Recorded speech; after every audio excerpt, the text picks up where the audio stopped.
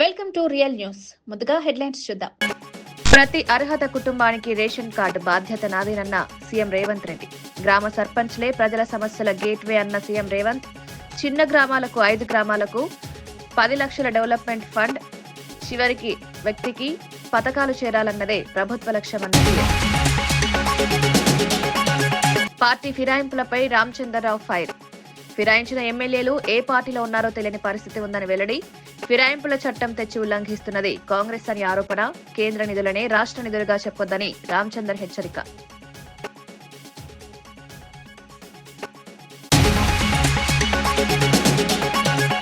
చేనేత రంగం సంక్షోభంలో ఉందని పోచంపల్లిలో కవిత ధర్నా. ముడి సరుకు ధరలు, మార్కెట్ సమస్యలను పరిష్కరించాలని డిమాండ్. చేనేత సంస్కృతి తెలంగాణ గుర్తింపని ప్రభుత్వానికి గుర్తు. కార్మికుల తరపున పోరాటం ఆగదని కవిత హెచ్చరిక.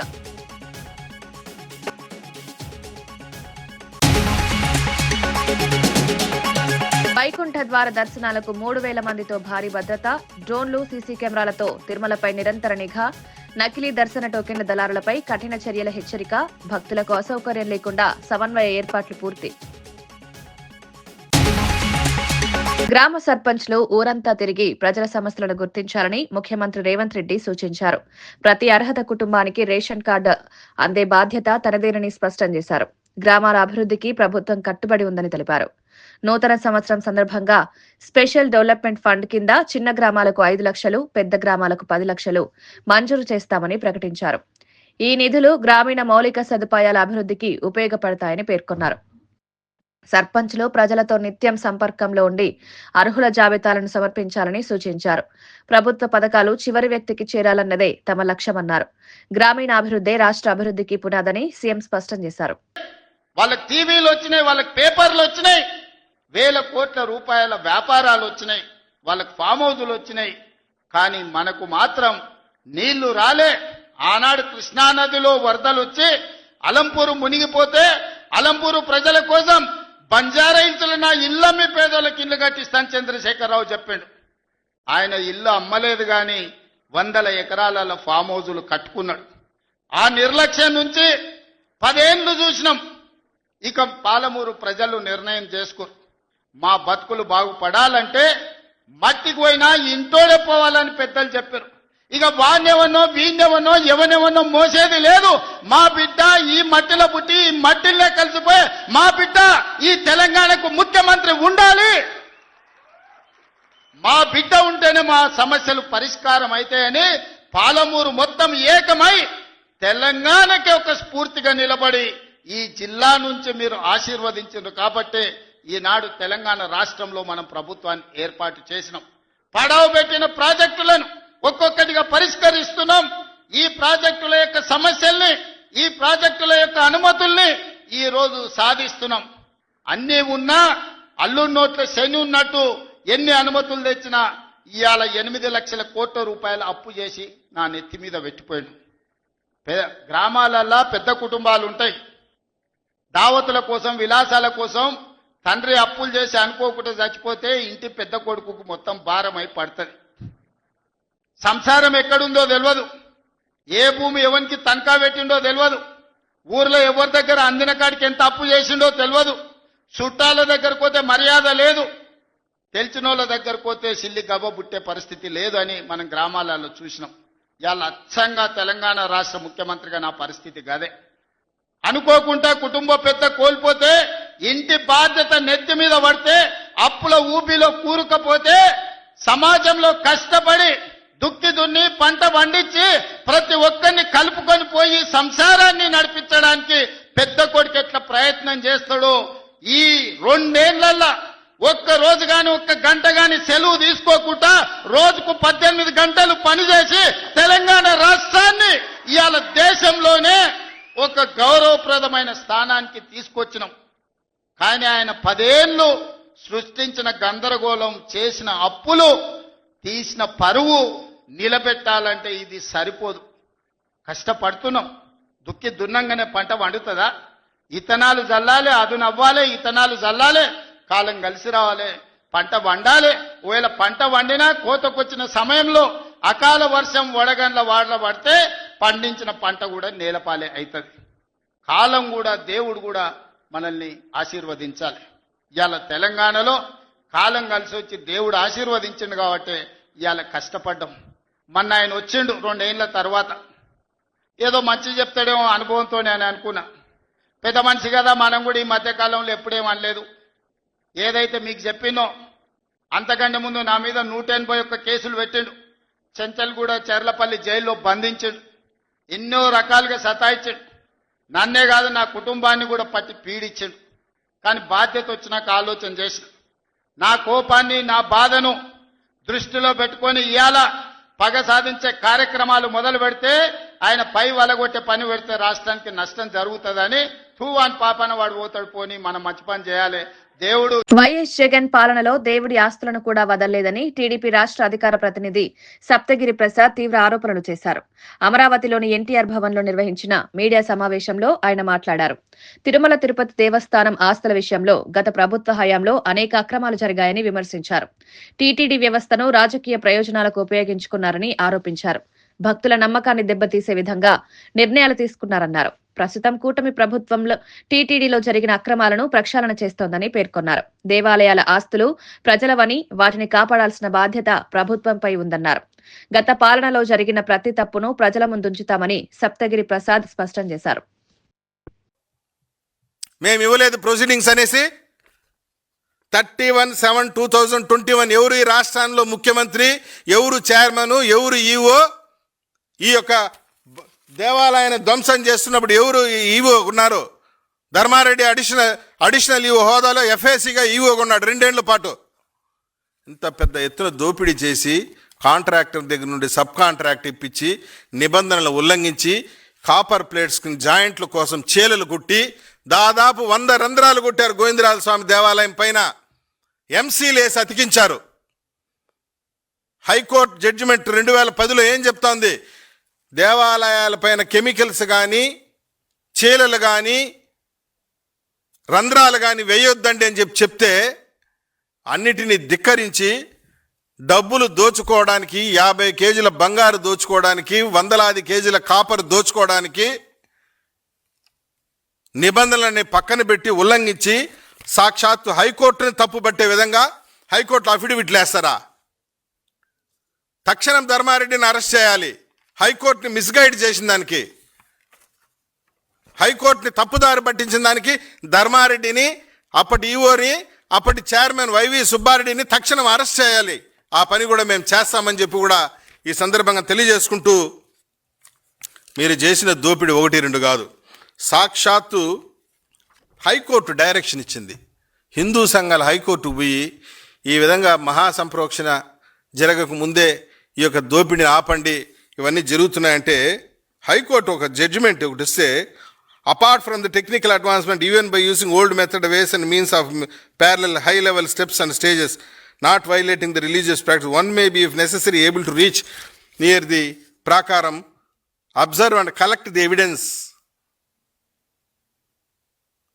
ఎవిడెన్సెస్ సేకరించండి అని చెప్పేసి ఆ రోజు ధర్మారెడ్డికి పాలక మండలికి డైరెక్షన్ ఇస్తే మీరు ఎవిడెన్సెస్ సేకరించారా? ఫోటోగ్రాఫ్స్, వీడియోగ్రాఫ్స్ మీరు తీయాలి కదా, అగ్రిమెంట్ ప్రకారము, ప్రొసీడింగ్స్ ప్రకారం తీశారా? ఎందుకు తీయలేదు? ఈ దోపిడీ, ఈ వీడియోగ్రాఫులు, ఈ ఫోటోగ్రాఫులు తీస్తే దాన్ని దాచిపెట్టాలా?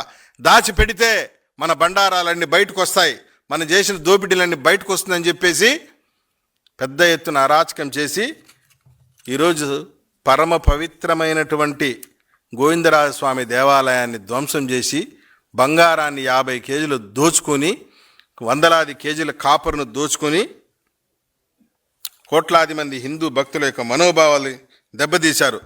మీరు అనుకున్నారు మనల్ని ఎవరు అడగరు, మనల్ని ఎవరు ప్రశ్నించరు, మనం చేసేటువంటి అరాచకం ఎవరు పట్టించుకోరు, కల్తీ నెయ్యి దోచుకున్న అడగరు, పశువులకి నాసిరకమైన గ్రాసం పెట్టినా మనల్ని అడగరు, పరకామని డాలర్లు కొట్టేసినా అడగరు, ఇంకొకటి చేసినా అడగరు. మీ బండారాలన్నీ బయటకు వస్తూ ఉన్నాయి. మొత్తం కూడా చెప్పకూడదు తినేటువంటి రోజులు ఎంతో దూరంలో లేదని చెప్పి కూడా ఈ సందర్భంగా తెలియజేసుకుంటూ అఖిలాండ కోటి బ్రహ్మాండ నాయకుడు దేవదేవుడు మహాత్మా గాంధీ జాతీయ గ్రామీణ ఉపాధి హామీ పథకం పేరును మార్చడంపై కేంద్ర ప్రభుత్వంపై తీవ్ర విమర్శలు వెల్లువెత్తుతున్నాయి. కాంగ్రెస్ ప్రభుత్వం రాజ్యాంగంలోని పని హక్కు స్ఫూర్తితో ఈ పథకాన్ని తీసుకొచ్చిందని టీపీసీసీ అధికార ప్రతినిధి డాక్టర్ లింగం యాదవ్ తెలిపారు. పేదలకు ఉపాధి కల్పించడమే లక్ష్యంగా రూపొందించిన ఈ పథకం గ్రామీణ భారతానికి ప్రాణాధారంగా మారిందన్నారు. అలాంటి పథకం పేరులో నుంచి గాంధీ పేరును తొలగించడం ద్వారా కేంద్రం గాంధీ ఆశయాలను విస్మరిస్తోందని ఆరోపించారు. ఇది ప్రజల భావోద్వేగాలను దెబ్బతీసే చర్యగా అభివర్ణించారు. దేశవ్యాప్తంగా రైతులు, కూలీలు ఈ మార్పుపై సంతృప్తి వ్యక్తం చేస్తున్నారన్నారు. గాంధీ పేరు ప్రజల నమ్మకానికి ప్రతీక అని, దాన్ని తొలగించడం అనైతికమని కాంగ్రెస్ స్పష్టం చేసింది. సామాజిక కార్యకర్తలు అందరికీ అభిప్రాయాలకు అనుగుణంగా ఆనాడు మహాత్మా గాంధీ జాతీయ ఉపాధి హామీ పథకాన్ని పేదలకు, గ్రామీణ ప్రాంతంలో ఉన్నటువంటి పేదలకు పని కల్పించాలి కుటుంబాలకి అనే ఉద్దేశంతో ఆనాడు భారత రాజ్యాంగంలో ఆర్టికల్ 41 ప్రకారం ఏదైతే రైట్ టు వర్క్ అనే డైరెక్టివ్ ప్రిన్సిపల్ ఆఫ్ స్టేట్ పాలసీలో ఉందో దాన్ని ఆదర్శంగా తీసుకొని ఆనాడు కాంగ్రెస్ ప్రభుత్వం ఉపాధి హామీ పథకాన్ని రూపొందిస్తే మరి ఇవాళ బీజేపీ, ఆర్ఎస్ఎస్, నరేంద్ర మోడీ ఆధ్వర్యంలో ఇవాళ మన్రేగా పేరుని రామ్జీగా మార్చడం అంటేనే ఆనాడు గాంధీని ఆర్ఎస్ఎస్ సంబంధించినటువంటి గాడ్సే ఆనాడు ఫిజికల్ గా చంపితే మరి ఇవాళ బీజేపీ, ఆర్ఎస్ఎస్ మరొకసారి గాంధీ ఆత్మని బీజేపీ, ఆర్ఎస్ఎస్ వాళ్ళు చంపుతున్న సందర్భం మనకు చాలా స్పష్టంగా కనబడుతుంది. ఇవాళ మనందరం చూసాం, ప్రపంచంలోనే చాలా దేశాలు, అభివృద్ధి చెందిన దేశాలు కూడా కరోనా లాంటి మహమ్మారి సమయంలో ఏ విధంగా పేదలను ఆదుకోలేకపోయింది. మరి అలాంటి సందర్భంలో ఈ దేశంలో పేదలకు ఇవాళ కరోనా సమయంలో ఆదుకున్న ఏదైనా ఉందంటే అది మన్రేగల లాంటి పథకమే. మరి అట్లాంటి పథకాన్ని ఇవాళ పేరు మార్చడంతో పాటు ఇవాళ దానికి గతంలో పేద వర్గాలకు, ఎవరైతే పని కావాలనుకున్న వర్గాలకు ఇవాళ కేంద్ర ప్రభుత్వం ఇవాళ డైరెక్ట్ గా పంచాయతీలకు నిధులు ఇస్తే ఆ పంచాయతీలే స్వయం ప్రతిపత్తి గల పంచాయతీలు ఆ పేద వర్గాలకు, ఎవరైతే పని కావాలనుకున్న వ్యక్తులకు పని కల్పించేది. అంటే పని అనేది ఆ రోజుల్లో హక్కుగా ఉంటే ఇవాళ బీజేపీ జీరామ్ బిల్లులో అది ఒక కేంద్ర ప్రభుత్వం. టీడీపీ, ఎల్లో మీడియా కలిసి చేసిన దుష్ప్రచారాలు పూర్తిగా విఫలమయ్యాయని వైసీపీ అధికార ప్రతినిధి కొండ రాజీవ్ గాంధీ అన్నారు. జగన్ పాలనలో రాష్ట్రం అభివృద్ధిలో పరుగులు పెట్టిందన్న నిజాన్ని ఎవరూ దాచలేకపోయారని స్పష్టం చేశారు. పారిశ్రామిక రంగానికి జగన్ ప్రభుత్వం అనుకూల విధానాలు అమలు చేసిందని రిజర్వ్ బ్యాంక్ నివేదికలే సాక్ష్యమని పేర్కొన్నారు. పెట్టుబడిదారులకు అనువైన వాతావరణం కల్పించడంతో పరిశ్రమలు రాష్ట్రానికి వచ్చాయన్నారు. నిజాలు బయటపడడంతో టీడీపీ నేతలు, ఎల్లో మీడియా ముఖం చాటేయాల్సి వస్తోందన్నారు. ప్రజలు ఇప్పటికే వాస్తవాలను గమనించారని, అబద్ధపు ప్రచారాలతో ఇక మోసం చేయలేరని స్పష్టం చేశారు. రాష్ట్ర అభివృద్ధికి జగన్ పాలన బాటలు వేసిందని కొండ రాజీవ్ గాంధీ తెలిపారు. ఆంధ్రప్రదేశ్ రాష్ట్రంలో జగన్మోహన్ రెడ్డి గారి ప్రభుత్వ హయాంలో కంపెనీలన్నీ పరిగెత్తి పారిపోతున్నాయి, బెంబేలు ఎత్తిపోతున్నాయి, రాష్ట్రానికి పెట్టుబడిదారు రావట్లేదు అని చెప్పి అదే పనిగా పెట్టుకుని ఓ పక్క చంద్రబాబు నాయుడు, మరో పక్క పవన్ కళ్యాణ్ గారు, ఇంకో పక్క లోకేష్, మరో పక్క నుంచి ఎల్లో మీడియా కోడై కూసి అబద్ధపు విష ప్రచారాలు చేశాయి. కానీ వాస్తవాలు అనేటువంటివి సమయం పట్టొచ్చు గాని నిజం నిటారుగా నిలబడుతుంది, అబద్ధం పడిపోతుంది అని చెప్పడానికి ఒక ఉదాహరణ కనబడుతుంది. ఎందుకు చెప్తున్నానంటే జగన్మోహన్ రెడ్డి గారి హయాంలోనే ఈ ఆంధ్రప్రదేశ్ రాష్ట్రంలో అభివృద్ధి తారాస్థాయికి జరిగింది. పెట్టుబడిదారులు పరుగులు పెట్టుకుంటూ వచ్చారు. ఆంధ్రప్రదేశ్ రాష్ట్రం పెట్టుబడిదారులకు ఒక స్వర్గధామంగా జగన్మోహన్ రెడ్డి గారు మార్చారు అని చెప్పడానికి ఆర్బీఐ ప్రకటించినటువంటి గణాంకాలు ఒక తార్కాణం. ఇప్పుడు చెప్పండి అని అడుగుతున్నా నేను తెలుగుదేశం పార్టీ వారిని. ఆర్బీఐ లెక్కల ప్రకారం ఆంధ్రప్రదేశ్ రాష్ట్రంలో జగన్మోహన్ రెడ్డి గారి హయాంలో అభివృద్ధి పరుగులు పెట్టింది. మ్యానుఫ్యాక్చరింగ్ సెక్టర్ లోనే గాని, ఇండస్ట్రీ సెక్టర్ లోనే గాని సౌత్ ఇండియాలోనే ఆంధ్రప్రదేశ్ రాష్ట్రం నెంబర్ 1 గా నిలిచింది. భారతదేశ వ్యాప్తంగా ర్యాంకులు చూసుకుంటే ర్యాంక్ 5, ర్యాంక్ 8లో కూడా ఆంధ్రప్రదేశ్ రాష్ట్రం నిలిచింది. ఇప్పుడు చెప్పమని అడుగుతున్న ఈ కుహానా మేధావుల్ని జగన్మోహన్ రెడ్డి గారు అప్పులు కుప్ప చేశారు, అభివృద్ధి చేయలేదని మాట్లాడితే విషపు నోరు వేసుకుని ప్రచారం చేసినటువంటి మీరందరూ ఇప్పుడు తలలు తీసుకెళ్లి ఎక్కడ పెట్టుకుంటారు? జగన్మోహన్ రెడ్డి గారి నాయకత్వంలో మాత్రమే ఆంధ్రప్రదేశ్ అభివృద్ధిలో పరుగులు పెట్టింది అని చెప్పి ఈ సందర్భంగా తెలియజేస్తున్నా. పార్టీ ఫిరాయింపుల అంశంపై బీజేపీ తెలంగాణ అధ్యక్షుడు రామచంద్రరావు కాంగ్రెస్ ప్రభుత్వంపై తీవ్ర విమర్శలు చేశారు. ఫిరాయించిన ఎమ్మెల్యేలు ఏ పార్టీలో ఉన్నారో చెప్పలేని పరిస్థితి రాష్ట్రంలో నెలకొందన్నారు. రాజకీయ విలువలు పూర్తిగా దిగజారాయని వ్యాఖ్యానించారు. పార్టీ ఫిరాయింపుల చట్టాన్ని తీసుకొచ్చింది కాంగ్రెస్ పార్టీనే అని గుర్తు చేశారు. అదే కాంగ్రెస్ ఇప్పుడు చట్టాన్ని ఉల్లంఘిస్తూ ఫిరాయింపులను ప్రోత్సహిస్తోందన్నారు. వాజ్పేయి ఒక్క ఓటుతో ఓడినా నైతిక విలువలతో బీజేపీ పనిచేసిందని ఉదాహరణగా చెప్పారు. గ్రామాభివృద్ధికి నిధులిస్తామంటూ సీఎం చేసిన ప్రకటనల వెనుక కేంద్రం ఇచ్చే నిధులే ఆధారమన్నారు. ప్రజలను తప్పుదోవ పట్టించొద్దని హెచ్చరించారు. నేను కాంగ్రెస్ నుండి చెప్తారు, గెలిచింది బీఆర్ఎస్ నుంచి, పోటీ చేసింది కాంగ్రెస్ నుంచి, మళ్ళీ నేను మాట్లాడితేను కాంగ్రెస్ అంటారు, మళ్ళీ స్పీకర్ దగ్గర మేము బీఆర్ఎస్ అంటారు. ఇటువంటి అంటే విలువలు లేని ఒక రాజకీయాలు ఈరోజు తెలంగాణలో నడుస్తూ ఉన్నాయి. దీనికి నాంది పలికింది బీఆర్ఎస్ అయినప్పుడు కూడా కాంగ్రెస్ కొనసాగిస్తూ ప్రజలకు ఈరోజు ఏం సంకేతం ఇవ్వాలి. ఈరోజు అటల్ బిహారీ వాజ్పేయి గారి యొక్క జన్మదిన రేపు జరుపుకుంటున్నాం. మన విలువలతో కూడా ఒక్క ఓటుతో ఓడిపోయిన అటల్ బిహారీ వాజ్పేయి ఎంత పెద్ద విలువలకు ఉన్న రాజకీయాలకు విలువలకు ఎంత మూల్యం ఇచ్చాడు, ఎంత బ్రహ్మాండమైనట్టుగా ఆ రోజు వారి నాయకత్వం ఉండే, నేతృత్వం ఉండే అన్ని రాజకీయ పార్టీలు అప్రిషియేట్ చేశారు. రాజకీయాలు కేవలం అధికారం కోసం కాదు, విలువలు కూడా రాబోయే తరానికి మనం విలువలు నేర్పాలి. డిఫెక్షన్ లా తెచ్చింది మీ పార్టీయే, డిఫెక్షన్ లా తెచ్చింది మీ యొక్క ప్రైమ్ మినిస్టరే. డిఫెక్షన్ లా మీద సవాళ్ళు చేస్తే దాన్ని చింపేది మన మీ నాయకుడు రాజీవ్ గాంధీ డిఫెక్షన్ లా పెడతాడు, ఇంకేం చేస్తే వీళ్ళు దాన్ని చింపేస్తాడు. దాని మీద మళ్ళీ ఇక్కడ పార్టీలు మారితే ఏ పార్టీలో నాకే తెలియదు ముఖ్యమంత్రి అంటాడు. ఎక్కడ తర్వాత అబద్ధాలకు తర్వాత తప్పుడు సమాచారం ఇవ్వడానికి ఒక హద్దు ఉండాలి. ఈరోజు కోడంగల్లో వాళ్ళ ఒక సర్పంచ్కు సన్మానం చేశారు. సరే మీరు కూడా రోజు మా సర్పంచ్ సన్మానం చేస్తున్నాను, మీరు చేశారు, బాగానే ఉంది. త్వరలోనే 3,000 కోట్లు వస్తాయి కదా, నేను బాగా చేస్తా తెలంగాణ. 3,000 కోట్లు ఎవరు ఇస్తున్నారు? నీకు ఇచ్చేది కేంద్రము. స్థానిక సంస్థలకు 72, 73 ఈ యొక్క రాజ్యాంగంలో సవరణ జరిగింది, దానికి ఎలక్షన్స్ పెడితేనే మనకు నిధులు వస్తాయని చెప్పి తెలుసు. ఎందుకు ఆలస్యం చేశారు? ఈ 3,000 కోట్ల రూపాయలు మీకు రావడానికి ఆలస్యం కావడానికి కారణం మీరే కదా, దానికి బాధ్యతలు. చేనేత కార్మికుల సమస్యలు వెంటనే పరిష్కరించాలని డిమాండ్ చేస్తూ భూదాన్ పోచంపల్లిలో తెలంగాణ జాగృతి అధ్యక్షురాలు కల్వకుంట్ల కవిత ధర్నా నిర్వహించారు. కొండా లక్ష్మణ్ బాపూజీ విగ్రహం వద్ద స్థానిక చేనేత కార్మికులతో కలిసి నిరసన చేపట్టారు. చేనేత రంగం సంక్షోభంలో ఉందని, కార్మికులు ఉపాధి లేక ఇబ్బందులు పడుతున్నారని ఆవేదన వ్యక్తం చేశారు. ప్రభుత్వ సహాయం లేకపోతే ఈ రంగం మరింత క్షీణిస్తుందని హెచ్చరించారు. ముడి సరుకు ధరలు, మార్కెటింగ్ సమస్యలు పరిష్కరించాలని డిమాండ్ చేశారు. చేనేత సంస్కృతి తెలంగాణకు గుర్తింపని, దాన్ని కాపాడాల్సిన బాధ్యత ప్రభుత్వంపై ఉందన్నారు. కార్మికుల తరపున పోరాటం కొనసాగుతుందని కవిత స్పష్టం చేశారు.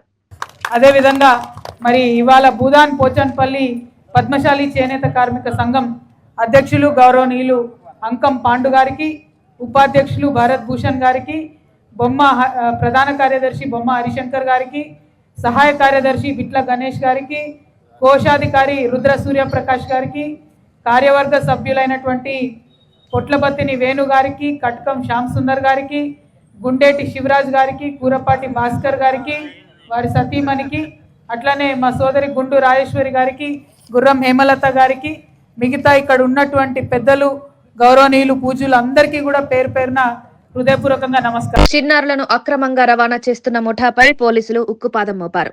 ఈ కేసులో మొత్తం 11 మంది ముఠా సభ్యులను పోలీసులు అరెస్ట్ చేశారు. పిల్లలను ఇతర ప్రాంతాలకు తరలిస్తూ అక్రమ కార్యకలాపాలకు పాల్పడుతున్నట్లు దర్యాప్తులో తేలింది. బాధిత చిన్నారులను సురక్షితంగా రెస్క్యూ చేసి బాలల సంక్షేమ కేంద్రాలకు తరలించారు. మానవ అక్రమ రవాణాపై ప్రభుత్వం సీరియస్ గా ఉందని పోలీసులు స్పష్టం చేశారు. ఇటువంటి ఘటనలను సహించేది లేదని హెచ్చరించారు. ప్రజలు అప్రమత్తంగా ఉండి అనుమానాస్పద ఘటనలను వెంటనే పోలీసులకు తెలియజేయాలని సూచించారు. చిన్నారుల భద్రతే ప్రధాన లక్ష్యంగా కఠిన చర్యలు తీసుకుంటామని అధికారులు తెలిపారు. ఒక బేబీ గుజరాత్ నుంచి, అహ్మదాబాద్ నుంచి వాళ్ళు తీసుకున్నారు. ఆ బాబు, ఇద్దరు బేబీస్ బాబు ఉన్నారు, 10 days old. ఒక బాబు అహ్మదాబాద్ నుంచి, ఒక బాబు ఇది సిద్దిపేట డిస్ట్రిక్ట్ నుంచి, ఇది రమాయణపేట్, అక్కడ నుంచి మనకు దొరికింది. ఇప్పుడు మన కస్టడీలో వాళ్ళే ఉన్నారు. అండ్ ఇంకా చూసినప్పుడు అక్యూజ్డ్ గురించి మనకు వచ్చింది ఆల్రెడీ 11 నుంచి 4 మెంబర్స్ మీద చాలా కేసెస్ ఉన్నాయి. ఒక అక్యూజ్డ్ తిరుమలలో ఈ నెల 30 నుంచి జనవరి 8 వరకు జరగనున్న వైకుంఠ ద్వార దర్శనాలకు విస్తృత ఏర్పాట్లు చేసినట్లు తిరుపతి జిల్లా కలెక్టర్ ఎస్పీ తెలిపారు. టోకెన్లు పొందిన భక్తులు కేటాయించిన తేదీ, సమయాల్లోనే రావాలని సూచించారు. భక్తుల భద్రత కోసం దాదాపు 3,000 మంది పోలీసులను మోహరించనున్నట్లు వెల్లడించారు. అధునాతన సీసీ కెమెరాలు, డ్రోన్లు, కమాండ్ కంట్రోల్ రూమ్ ద్వారా నిరంతర నిఘా ఉంటుందన్నారు. నకిలీ దర్శన టోకెన్లు తయారు చేసే దళారులపై కఠిన చర్యలు తీసుకుంటామని హెచ్చరించారు. భక్తులకు ఎలాంటి సౌకర్యం కలగకుండా అన్ని శాఖలు సమన్వయంతో పనిచేస్తున్నాయని అధికారులు స్పష్టం చేశారు. మొదటి 3 రోజుల్లోనే మనకు రద్దీ ఎక్కువగా ఉంటుంది. మొదటిసారిగా టీటీడీ వాళ్ళు టోకెన్ సిస్టమ్ ద్వారా ఈడిప్ ద్వారా సెలెక్ట్ చేయడం జరిగింది. ఈ ఈడిప్ ద్వారా సెలెక్ట్ అయిన వాళ్ళందరూ కూడా వాళ్ళకి కేటాయించిన టైము డేట్కి సంబంధించి దర్శనం మంచిగా మనకి ఆ 3 రోజుల్లో చేయబడుతుంది. తిరుపతి మరియు చుట్టుపక్కల ఉన్న ప్రజలకు కూడా చివరి 3 రోజుల్లో కూడా దర్శన సౌభాగ్యం కొరకు టీటీడీ వాళ్ళు వెసులుబాటు కల్పించారు. 30 తారీఖు నుంచి 8వ తారీఖు వరకు సుమారుగా 1,50,000 నుంచి 1,75,000 మంది ఫ్లోటింగ్ పాపులేషన్ ఇక్కడ ఉంటుంది. కాబట్టి దానికి అనుగుణంగా బస్ స్టాండ్లో కానీ రైల్వే స్టేషన్స్లో కానీ ఇతరత్ర మెయిన్ పాయింట్స్లో కూడా మనం హెల్ప్ డెస్క్లు పెట్టడం జరిగింది. ఎవరైతే టికెట్ ఉన్న వాళ్ళందరికీ కూడా వాళ్ళకి ఫెసిలిటేట్ చేసి తిరుమలకి ఇన్ టైంలో చేరుకునే విధంగా కూడా అన్ని ఏర్పాట్లు కూడా చేయటం జరిగింది. తిరుపతిలో ముఖ్యంగా bus stand, railway station. Nellore నగరంలో ప్రతి వర్షాకాలంలో ఎదురవుతున్న ముంపు సమస్యను శాశ్వతంగా పరిష్కరించేందుకు ప్రభుత్వం చర్యలు చేపట్టింది. ఈ మేరకు మంత్రి నారాయణ 50 కోట్ల రూపాయలతో కాలువల ఆధునీకరణ పనులు చేపడుతున్నట్లు ప్రకటించారు. నగరంలోని ప్రధాన ఉప కాలువలను విస్తరించి నీటి ప్రవాహ సామర్థ్యాన్ని పెంచనున్నట్లు తెలిపారు. గతంలో నిర్లక్ష్యానికి గురైన డ్రైనేజీ వ్యవస్థను సమగ్రంగా అభివృద్ధి చేస్తామని స్పష్టం చేశారు. వర్షపు నీరు ఇళ్లలోకి రాకుండా ముందస్తు ప్రణాళికతో పనులు జరుగుతున్నాయన్నారు. ఈ పనుల ద్వారా ట్రాఫిక్ సమస్యలు తగ్గడంతో పాటు ప్రజల జీవన నాణ్యత మెరుగుపడుతుందని పేర్కొన్నారు. అభివృద్ధి పనుల్లో నాణ్యతకు ప్రాధాన్యం ఇస్తామని, నిర్ణీత గడువులో పూర్తి చేస్తామని మంత్రి భరోసా ఇచ్చారు. నీళ్లు వచ్చినాయి, దాదాపు వారం పాటు నీళ్లున్నాయి. అలాంటి పరిస్థితి ఫ్యూచర్ లో రాకుండా ఉండాలని గౌరవనీయ ముఖ్యమంత్రి గారిని అడిగి బడ్జెట్ లో 50 కోట్ల రూపాయలు శాంక్షన్ చేయించి డ్రైన్స్ ని ఓపెన్ చేసి బెటర్ చేసేదానికి ప్రణాళిక చేశాము. ప్రజలకు ఇబ్బంది లేకుండా వైడెన్ చేయాలని నిర్ణయించాము. మొత్తం 11 కెనాల్స్ లో ఈ 5 కెనాల్స్ లో అయితే ఇంకా ఏ ఒక్క ఇల్లు కూడా పోవట్లా. అందులో స్టార్ట్ చేస్తున్నాం. మిగతా 6 కెనాల్. రాజంపేటను అన్నమయ్య జిల్లా కేంద్రంగా ప్రకటించాలని డిమాండ్ చేస్తూ స్థానికులు ఉద్యమాన్ని ఉధృతం చేశారు. జేఏసీ ఆధ్వర్యంలో భారీగా ప్రజలు రోడ్లపైకి వచ్చి నిరసనలు తెలిపారు. భౌగోళికంగా, పరిపాలనా పరంగా రాజంపేటే జిల్లా కేంద్రానికి అనువైన ప్రాంతమని ఉద్యమకారులు వాదిస్తున్నారు. గతంలో ఇచ్చిన హామీలను ప్రభుత్వం అమలు చేయాలని డిమాండ్ చేశారు. జిల్లా కేంద్రం ఏర్పాటైతే విద్య, వైద్యం, ఉపాధి అవకాశాలు పెరుగుతాయని పేర్కొన్నారు. యువత, రైతులు, వ్యాపారులు పెద్ద ఎత్తున ఉద్యమంలో పాల్గొన్నారు. ప్రభుత్వం వెంటనే స్పందించి స్పష్టమైన ప్రకటన చేయాలని జేఏసీ నేతలు హెచ్చరించారు. డిమాండ్ నెరవేరే వరకు ఉద్యమాన్ని కొనసాగిస్తామని స్పష్టం చేశారు. న్యాయవాదులు అందరం కూడా రోడ్డుకెక్కాం. గౌరవ ముఖ్యమంత్రి గారికి ఒకటే ఒక విన్నపం, రాజంపేటకి జరిగిన అన్యాయం రాష్ట్రంలో ఏ ప్రాంతానికి కూడా జరగలేదు. అన్ని అర్హతలు ఉన్న రాజంపేటని జిల్లా హెడ్ క్వార్టర్స్ చేయకుండా రాయచోటని కన్సిడర్ చేయడం అనేది చాలా దారుణం. గత ప్రభుత్వం ఒక నిర్ణయం తీసుకున్నది, ఎంపీ హెడ్ క్వార్టర్స్ ని డిస్ట్రిక్ట్ హెడ్ క్వార్టర్స్ గా లొకేట్ చేయాలని.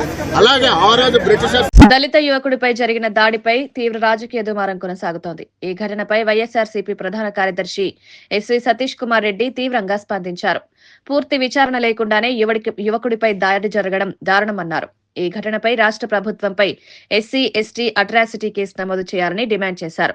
ప్రతిపక్షంపై బురద జల్లే ప్రయత్నం బూమరాంగ్ అయిందని వ్యాఖ్యానించారు. పరిపాలనా వైఫల్యాలకు కలెక్టర్లు, అధికారులే కారణమని సీఎం చెప్పడం విచిత్రమన్నారు.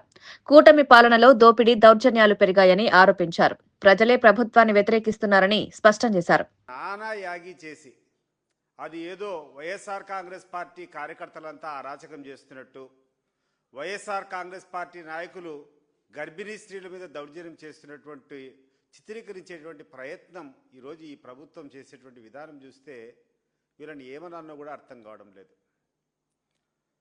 లోకేష్ గారు ఒకసారి గమనించండి, ఒక అమ్మాయి ఏమి జరిగిందో, ఆమె ఏం కంప్లైంట్ ఇచ్చిందో అది వాస్తవం ఎంతో కూర్చొని మీరు తెలుసుకోవాలా. తెలుసుకోకుండా ఒక చిన్న సాకు దొరికింది, వైఎస్ఆర్ కాంగ్రెస్ పార్టీ వాళ్ళ మీద బురద జల్లాలనేటువంటి అతి ఉత్సాహంతో మీరు చేసేటువంటి పని ఈరోజు మీ మీదనే బూమరాంగ్ అయింది. వాస్తవంగా ఆ అమర్ అనేటువంటి వ్యక్తి జనసేనకు సంబంధించినటువంటి వ్యక్తి. జనసేన పవన్ కళ్యాణ్ అభిమాని అని చెప్పి స్థానికంగా అక్కడటువంటి ఆ ఎంపీటీసీ పరిధి గెలుచుకునేటువంటి ఎంపీటీసీ అభ్యర్థి అమర్ అనేటువంటి వ్యక్తి ఈరోజు ఆయన కన్ఫెషన్ ఇచ్చాడు. ఈరోజు ఈ కార్యక్రమం చేసి ఒక షెడ్యూల్ క్యాస్ట్ అబ్బాయిని దాడి చేసి కొట్టుకుంటూ పోలీస్ స్టేషన్కు తీసుకుని పోయి నానా చిత్రహింసలు పెట్టారే, మీ మీద ఎస్సీ ఎస్టీ అట్రాసిటీ కేసు ఎందుకు వర్తించదో మీరందరూ కూడా చెప్పాలి. జనసేన పార్టీ కార్యకర్త అజయ్ దేవ్ పై జరిగిన దాడిని వైఎస్ఆర్సీపీ తీవ్రంగా ఖండించింది. ఈ దాడిని సొంత కూటమి పార్టీ నేతలే చేయించారని ఆరోపించారు. వైఎస్ఆర్సీపీ అధికార ప్రతినిధి యనమల నాగార్జున యాదవ్ మాట్లాడుతూ దాడికి గురైన వ్యక్తిని వైఎస్ఆర్సీపీ కార్యకర్తగా చిత్రీకరించడం కుట్ర అన్నారు. ప్రతిపక్షంపై బురద జల్లేందుకు ఇలాంటి నీచ రాజకీయాలు చేస్తున్నారని మండిపడ్డారు.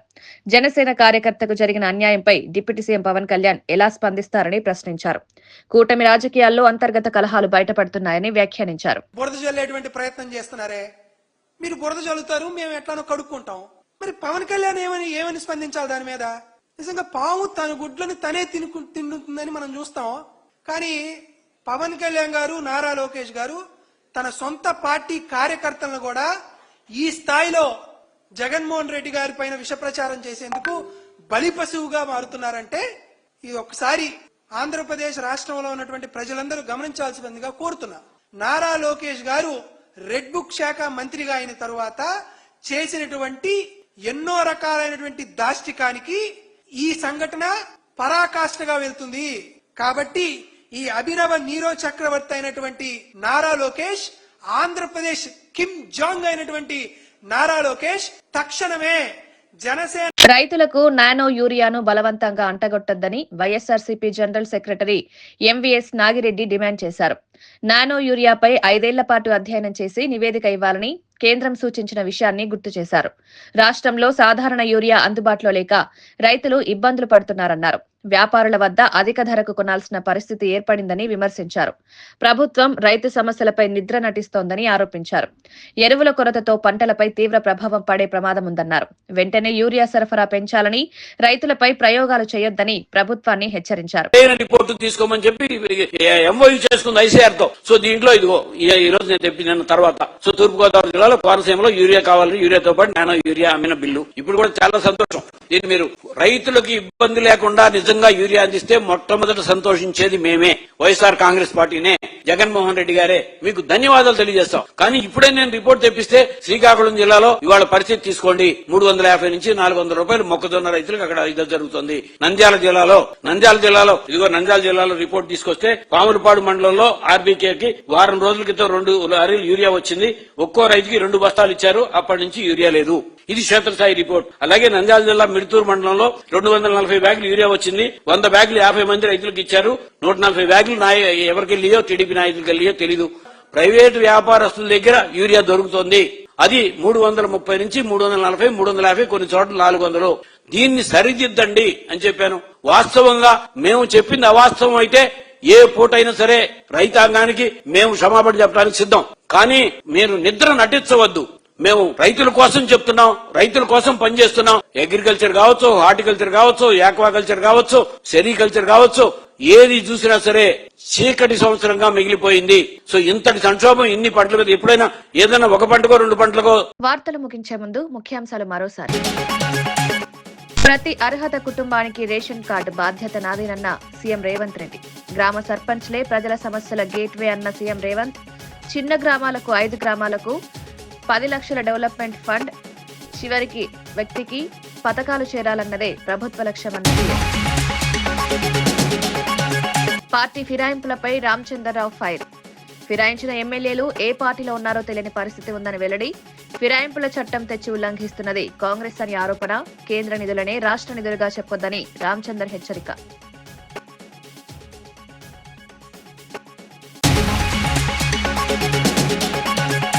చేనేత రంగం సంక్షోభంలో ఉందని పోచంపల్లిలో కవిత ధర్నా.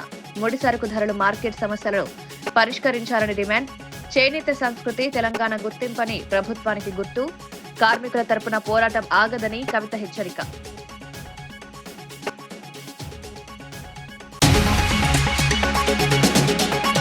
వైకుంఠ ద్వార దర్శనాలకు 3,000 మందితో భారీ భద్రత. డ్రోన్లు, సీసీ కెమెరాలతో తిరుమలపై నిరంతర నిఘా. నకిలీ దర్శన టోకెన్ల దళారులపై కఠిన చర్యల హెచ్చరిక. భక్తులకు అసౌకర్యం లేకుండా సమన్వయ ఏర్పాట్లు పూర్తి. ఇవి ఈనాటి వార్తా విశేషాలు. మరో బులెటిన్లో మళ్ళీ కలుద్దాం. నమస్కారం.